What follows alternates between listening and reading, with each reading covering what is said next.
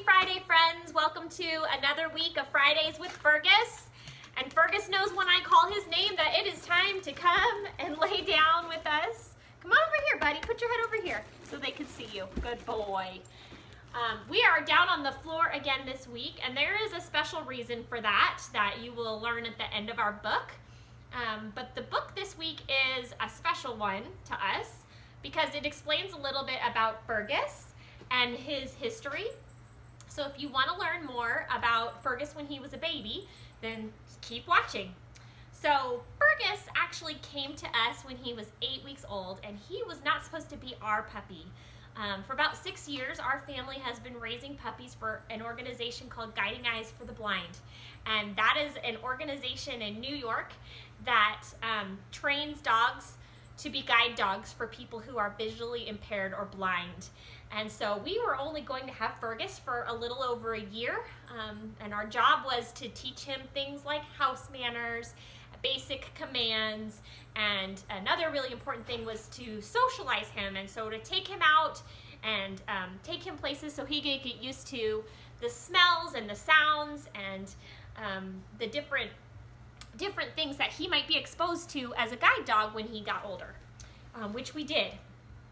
And after we had him till he was about 16 months old, we sent him back to college is what we called it. And so he was supposed to start his formal training, which he did. He went up, he took a very important test to make sure that we had been good teachers and that he was going to be a good candidate to be a guide dog. And he was in training for about 10 months. And after that 10 months, we got a phone call and it said, "We don't think Fergus wants to be a guide dog. We think he wants to be your pet. Would you like him back?" And of course, we were ecstatic to be able to bring him home. We always thought he would make a great guide dog, so we were sad that he wasn't going to be able to do that. But at the same time, we were so happy that this puppy that we loved and raised was going to come back to us. And as you know, now Fergus is a therapy dog because we wanted to be able to share him, and he's a very special boy. We wanted to be able to share him with other people.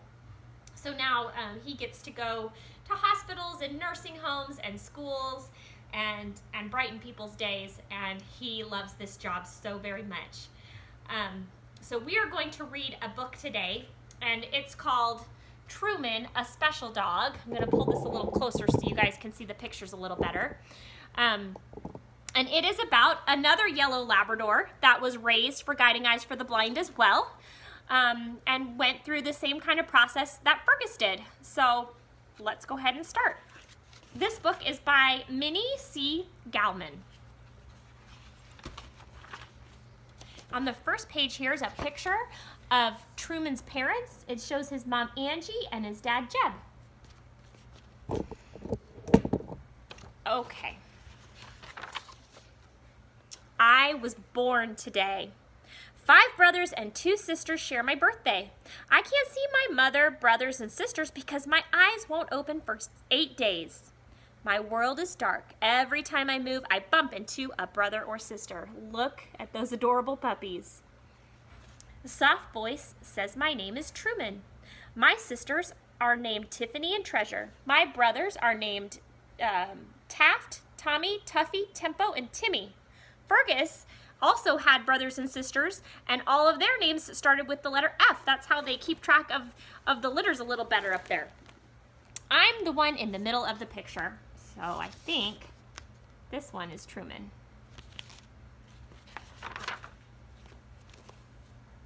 My eyes are open. I can see my mother, brother, and sisters.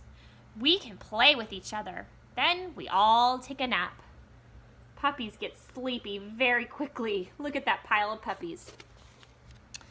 Now I'm 8 weeks old. It's time for a checkup. A man in a white coat looks inside my ears, listens to my heart, and flashes a light in my eyes. He says, "What a healthy puppy. You're going to be a special dog." I don't know what that means. There he is at the vet. A family comes to the kennel and takes me to their home. I have a big backyard, my own food dish, and lots of toys. They even give me a bath. I thought it would be more fun. Look, he's so little, he fits in the kitchen sink.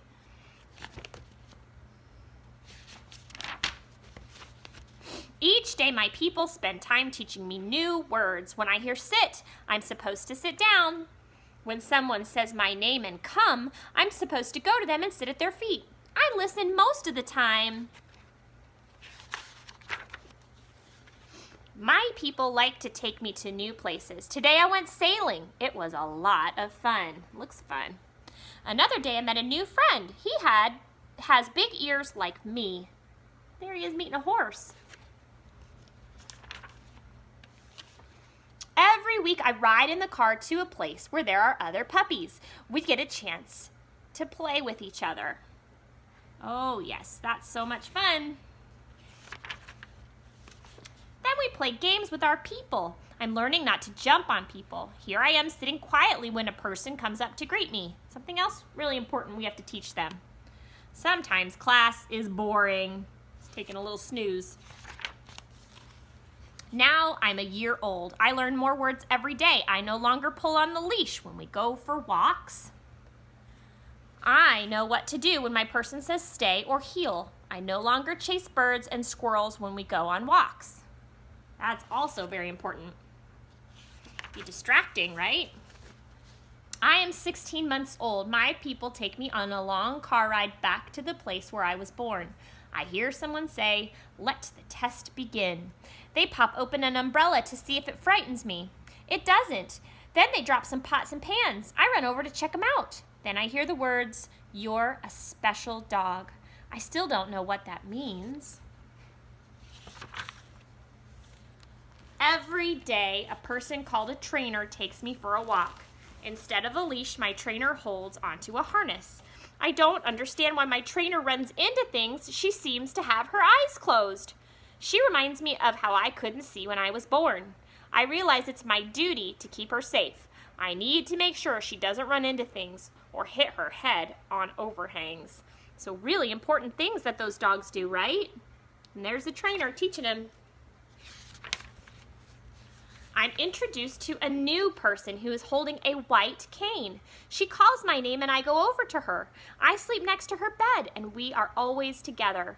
She acts just like my trainer when she closed her eyes. It's up to me to make sure she doesn't trip and can cross the street safely. When we go for a walk, she leaves her white cane behind. I realize she can't see. I am her eyes. Now I know what it means to be a special dog. There he is winking at the end. And I will tell you that these dogs that do pass, they are so special. Fergus, like I said, was the second puppy we raised. Our first dog is working as a guide dog, and our third dog is now working as a guide dog with somebody. And I'm just about to introduce you to our fourth dog, who my 16-year-old son Cameron is actually raising. His name is Paco, and I'm gonna grab him and you guys can meet him, so hold on. So maybe you can see here, Paco is this little guy down here. He's also a yellow lab. He's 9 months old, and he and Fergus love each other. They fight over laps in our house. It's quite adorable, but they love laying on each other too. And Paco is doing so well in his training. We think he is going to make an amazing guide dog and help to change somebody's life someday soon. And the reason why we're on a dog bed today is because one of the things that we have to teach these dogs is that it's not okay to get up on the furniture or in bed.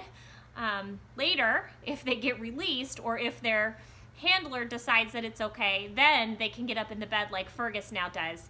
But until then, we need to just make sure that they know it's not okay to just jump up on the couch or on furniture whenever they want to. So that's why we're down here. As you can see, Paco is wearing this vest, and he wears this vest when he goes out in public, and it lets people know that he is a guide dog in training. And one thing that I wanted to share with you guys is that if you ever see a dog in a vest or in one of those leather harnesses like the picture of Truman in the book, and it's so important not to distract those dogs, even though you may really want to pet them or give them a treat or call to them and see if they'll come to you. Those dogs are performing a super important job for the people that they are with.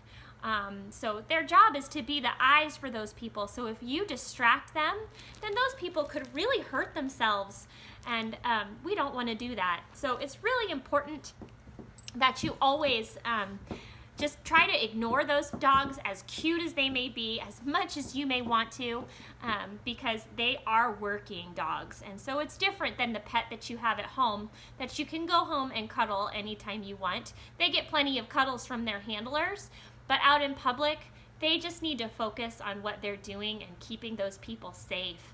So that's just so important. So anyways, I hope you really enjoyed this week's book. I hope you learned something about guide dogs and about Fergus.